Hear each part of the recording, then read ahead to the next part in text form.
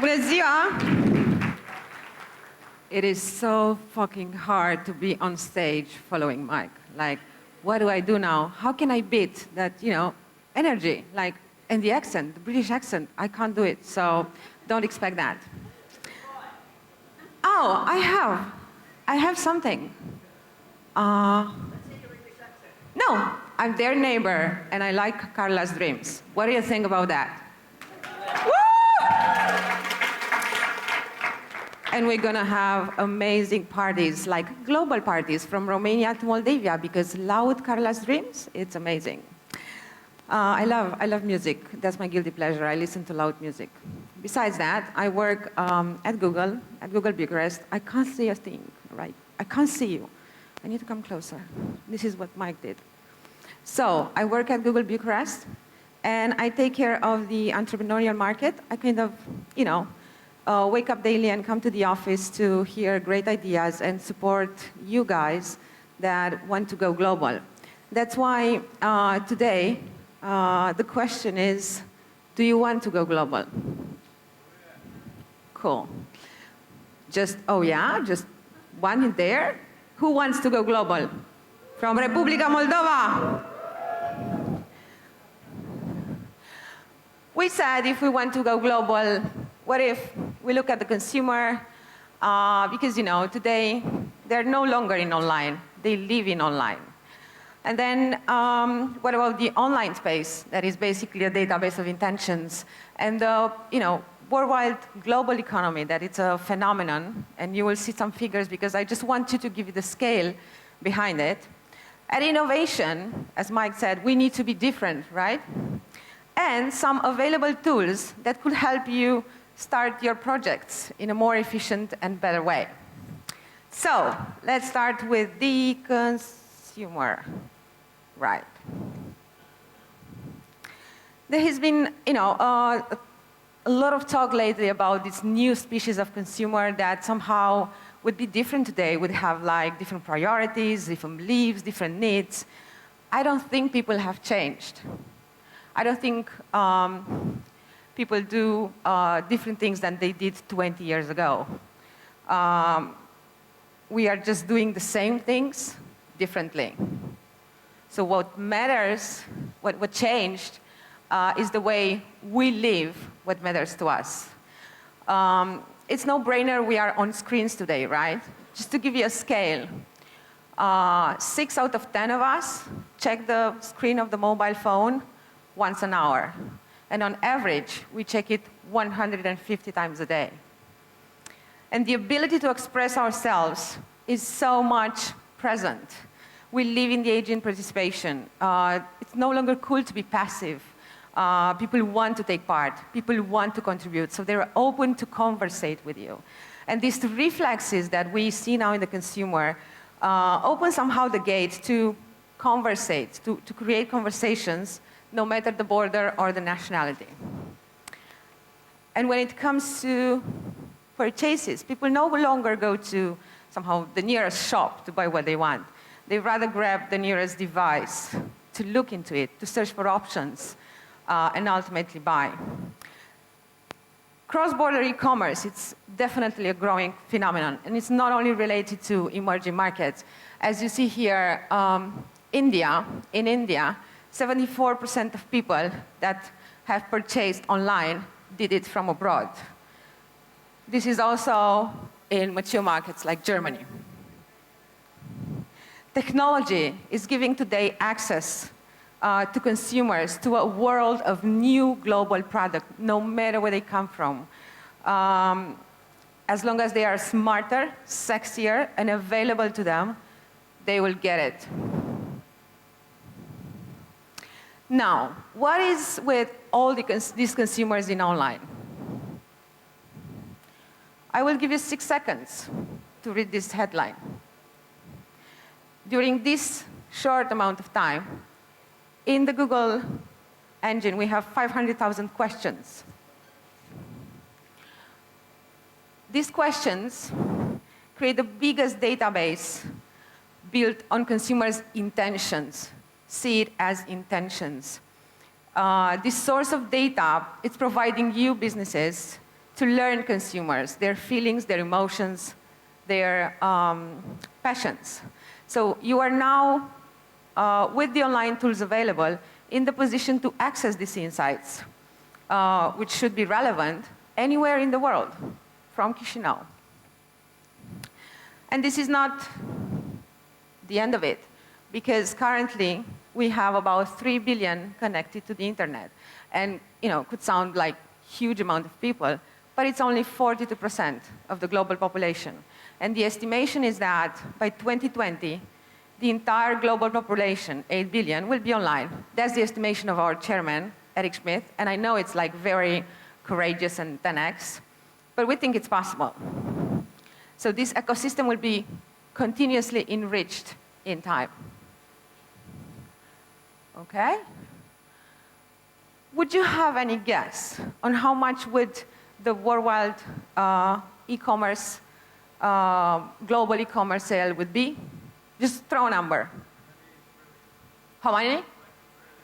Oh, generous. 1.5 only. But it's growing, and it's definitely going to be estimated to be at 2.5 in 2018. Growth is estimated to come primarily from the rapid expansion of the online mobile user base in these emerging markets, increases of mobile commerce, advanced shipping and payments options that the entrepreneurs are developing, and the export efforts of businesses that we see everywhere. And that big fat market that you've heard before in the other presentation, the North America, has been overcome in terms of e-commerce figures by Asia Pacific, as you see, in last year, in 2014. Sorry, 2 years ago. But the point with this slide is that opportunity is everywhere, no matter the region. These figures are like, I guess, pretty convincing. The question is how to capture this wealth, right? And everybody's talking about being different, creating really strong value propositions in the global space. And my point is that think as an entrepreneur, which is think like an innovator. This is a little bit weird, but I like the story of Gutenberg, who was asked how he arrived at the invention of the printing press. And he confessed that it was as simple as seeing a new connection between two existing products, the wine press and the coin punch. And also, I've been listening recently on our chief economist, which is kind of building in the same direction, saying that what we live now, it's a period of combinatorial innovation. If you look in time, historically, you will find periods where one had the availability of different component parts that innovators could use to sort of create new inventions. And you had, back in the 1800s, the interchangeable parts, and then in the 1920s were the electronics, and now we have the internet, the software, the languages, the protocols. These capabilities to combine these components in ways to create new innovations. And the great way about today compared to history is that you never run out of it, right? You can reproduce them, duplicate them, have thousands and thousands of combinations to create new stuff. No shortage, no inventory problems, just a situation where these components are available to you and to everybody in the world to create innovation. So I brought you some examples on purpose. I chose some unexpected stuff that I'm hoping you don't know. Do you know this one? I can't see a thing, so you need to speak to me. Do you know this one? Thank you. So these electronic tracks on point shoes basically use the pressure and the movement of the dancing to get into the app digital images that afterwards is used by the ballerina to study and improve their technique. What do you think is this? What? Yeah, what is this? Wild guess. It's a radiator called Heatwave. It's you know, and it's an amazing example of combining to innovate, because it uses the art craftsmanship with the industrial efficiency to create this expressive design, but in the same time, you know, a surface that would release at maximum the worth. Nike, it's more of a familiar example that combined basically technology with health and sport. We kind of also do it. I won't go into the details. You must know, you know, our big bets. My favorite project would be the Google contact lens, smart lens, which is collecting data from teardrops to, you know, manage better your health. And it's amazing in the case of diabetics, for example, that would track their glucose levels, and in this way they will monitor the sugar levels in a far more easier and friendly way. And it shouldn't stay with the product. The innovation should be at the foundation. The core mindset of you as founders of your team should go into whatever value chain, logistics, everywhere, because they are ways to connect today two different dots through technology to create added value. And now, I'm going to go through some online public free tools that are available for you over there to start building your export plans, or to shape them, or to improve your export activities. The first one, it's called Global Market Finder. Would anybody be familiar with this? Okay, so basically this tool combines two Google technologies of search and translate, and it helps you identify export markets. It says I have 5 more minutes. I'm fucked. Okay. What was I saying? Okay, so you just fill in a keyword which is relevant for your business. In my case would be red shoes, right? So the tool returns to you a list of opportunities where red shoes are estimated in terms of market size, meaning local searches that are happening, cost of entry, meaning the bits that are on that keyword in the system, and competition, yeah? How we measure competition is the weight of advertisers that are bidding on that particular keyword in the scenario where there are 11 potential positions to be occupied on the Google search, because I had this question before. So basically, from the big questions like where to go with my product, you at least get a short list of territories that are relevant for your business, and you can better choose, let's say, at least a short list. Once you have the short list, I would assume you'd like to go into a more depth understanding of that particular territory. So here is Global Business Map that gives you basically a sort of ready-made kit of 48 countries to cover country facts like what's the demographic in that country, what's the GDP, what's the internet penetration, also how is the advertising market in that country, and how is the search query trend, and the mobile landscape. So you will get a more of a concrete feeling with facts behind of that particular country. Then consumer surveys. This is a platform where basically, you know, the sky's the limit. You have some questions which might be related to your product development or product concept, or it should be about brand tracking or consumer satisfaction. It doesn't matter. You design your questionnaire and you send it out in a particular territory for a particular customer that you are interested in, and you get feedback in like, I think, starting 24 hours. So what I love about it is that it's fast and it's relevant, and it gives you access to market without somehow losing time and energy to get a connection over there, research company, and helps you sort of test and reiterate your propositions and improve traction in any market. Consumer Barometer. Would you know this? Yes.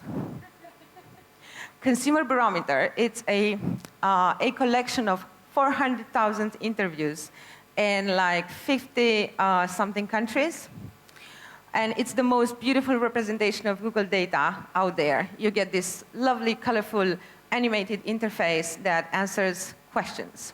And it works, again, through the lenses of export.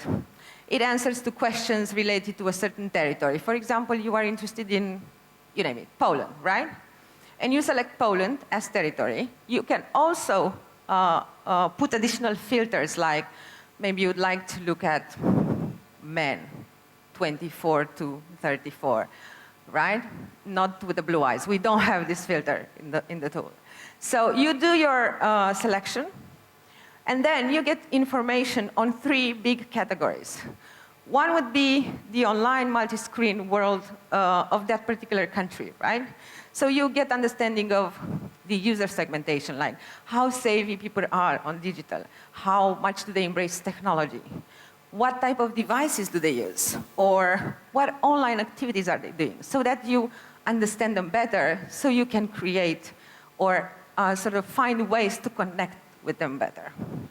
The second chapter would be the smart shopper. Oh God, showing research and buying behaviors online. So it shows you how do people hear about the product, how many brands do they consider, from what device they purchase. And what we have added recently in this section is the international purchases. Basically, you can see how do people in Poland buy from abroad. You can look at their motivations. You can see if availability, better conditions, product range, whatever service you provide, or better quality is better. And you will see that there are differences in between territories. So Poland would be different than Germany. And this information could help you better adapt, because we talked about how important it is to localize, could help you better localize, like from the product offer to whatever communication you will do in that particular country.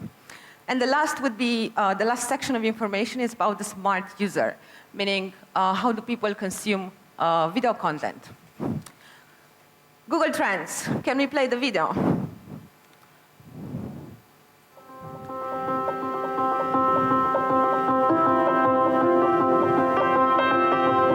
Now in the new context with digital, the great thing is that it's easier for the consumer to be even more immediate at the moment of inspiration. My name is Julie Chamberlain, and I'm the VP of Marketing for L'Oréal Paris Hair Color. We started seeing this new look on celebrities and on fashion runways that was the ombre look. So then we turned to search to find out, is the everyday woman knowing about this look, and if so, she's searching for it and how. We saw a considerable rise in search terms for ombre hair or dip dye hair, but what was clearly missing was an application tool, which signaled to us that L'Oréal could come and fill a need in the consumer marketplace to get ombre at home. 50% of the consumers who bought ombre were new to the category, a huge success. And so it's really building that trust with our brand that we're going to bring those solutions to her every time. We stayed close to the consumer and used our search data really along the whole consumer journey. From the product development stage to what kind of content we were going to serve to her, under what message and in what mediums. We call it marketing nirvana. I mean, if we can find out when is she searching, what is she searching for, and therefore what is the right message to serve her in what medium, I mean, it's really beautiful for everyone.